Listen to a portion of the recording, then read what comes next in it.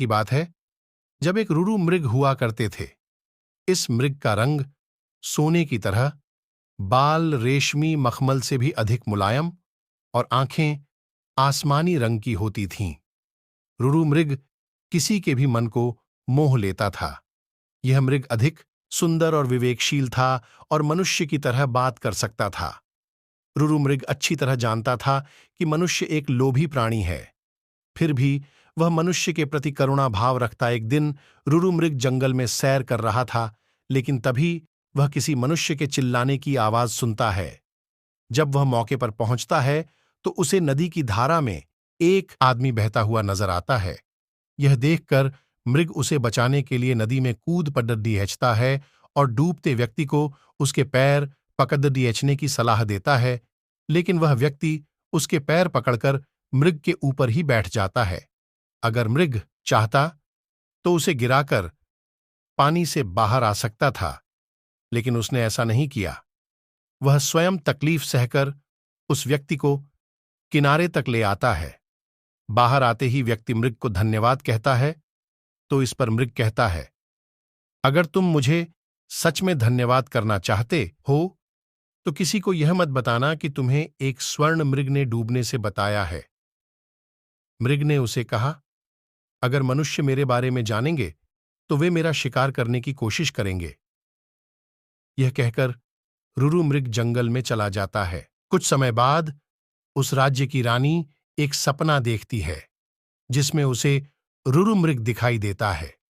रुरु मृग की सुंदरता को देखने के बाद रानी उसे अपने पास रखने की लालसा करने लगती है। इसके बाद रानी राजा को रुरु मृग को ढूंढ कर लाने के लिए कहती है। राजा बिना देरी किए नगर में ढिंढोरा पिटवा देता है कि जो कोई भी रुरु मृग को ढूंढने में मदद करेगा उसे एक गांव और 10 सुंदर युवतियां इनाम में दी जाएंगी।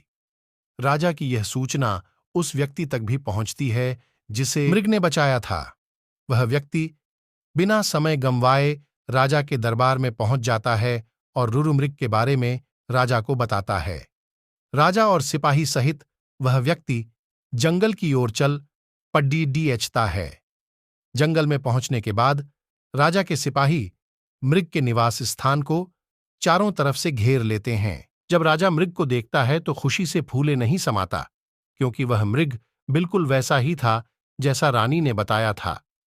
मृग चारों ओर से सिपाही से घिरा हुआ था और राजा उस पर बाण साधे हुए था। लेकिन तभी मृग राजा से मनुष्य की भाषा में कहता है, हे राजन, तुम मुझे मार देना, लेकिन मैं यह जानना चाहता हूं कि तुम्हें मेरी जगह का रास्ता किसने बताया। इस पर राज ने उस व्यक्ति की ओर इशारा किया जिसकी जान मृग ने बचाई थी। उस व्यक्ति को देखकर मृग कहता है, निकाल लो लकड़ी के कुंदे को पानी से, न निकालना कभी एक अकृतज्ञ इंसान। जब राजा ने मृग से इन शब्दों का मतलब पूछा तो मृग ने बताया कि उसने इस व्यक्ति को डूबने से बचाया था। मृग की बातें सुनकर राजा के अंदर की इंसानियत जाग गई। उसे खुद पर शर्म आने लगी और क्रोध में उस व्यक्ति की ओर तीर का निशान कर दिया। यह देखकर मृग ने राजा से उस व्यक्ति को न मारने की प्रार्थना की। मृग की दया भावना देखकर राजा ने उसे अपने राज्य में आने का निमंत्रण दिया। मृग राजा के निमंत्रण पर कुछ दिन राजमहल में रहा और फिर वापस जंगल लौट गया। कहानी से सीख। इस कहानी से हमें यह सीख मिलती है कि हमें किसी का एहसान कभी नहीं भूलना चाहिए, चाहे वह इंसान हो या जानवर।